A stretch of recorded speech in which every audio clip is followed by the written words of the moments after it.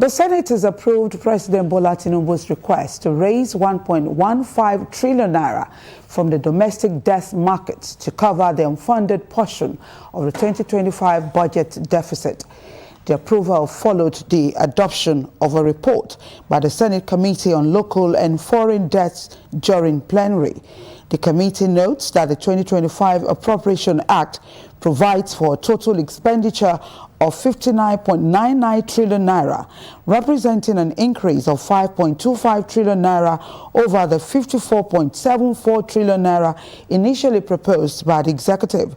This expansion creates a total budget deficit of 14.10 trillion naira. Of these, 12.95 trillion naira had already been approved for borrowing, leaving an unfunded deficit of approximately 1.15 trillion naira. In a related development, a motion by Senator Abdul Ningi directing the Senate Committee on Appropriation to intensify its oversight to ensure that the borrowed funds are properly implemented in the 2025 fiscal year and used strictly for their intended purposes has been adopted. That the borrowing is actually made for the purpose of which is required before the Senate.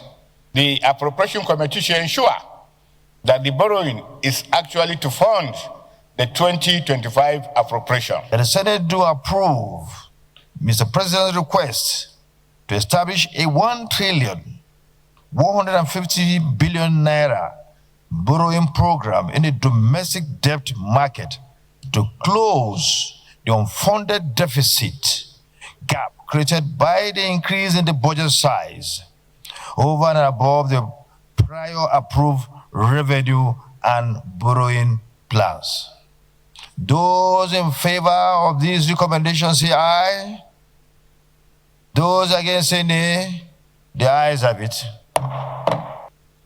President Tinubu had on November 4 requested the approval of the National Assembly for a fresh 1.15 trillion naira borrowing from the domestic debt market to help finance the deficit in the 2025 budget.